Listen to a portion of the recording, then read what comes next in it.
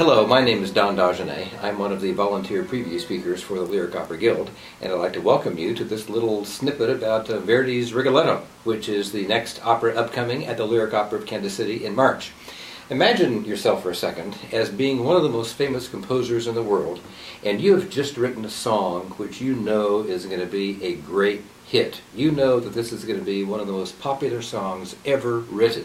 Now, what are you going to do? Well, in the case of Giuseppe Verdi, that's exactly what happened to him when he composed Rigoletto, because he composed an aria for the tenor to sing in the third act, which was one of the most popular tunes a composer, any composer, has ever written. Well, he wanted to make sure that this made the maximum impact upon the audience on opening night.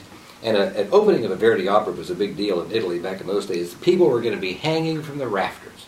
So what he did was he kept it a secret. He didn't reveal the music to anybody. When the orchestra and singers got to that point in the score during the rehearsals, there was just a note that says, "Piece to be inserted." And they had no idea what the music was.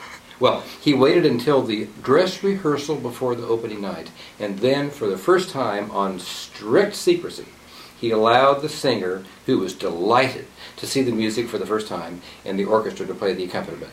But you wouldn't believe the security that there was around the opera house for the next day to make sure the secret didn't leak out. Well, it worked, because on opening night, nobody had heard this song before. And when they heard it in the third act, the audience absolutely went wild.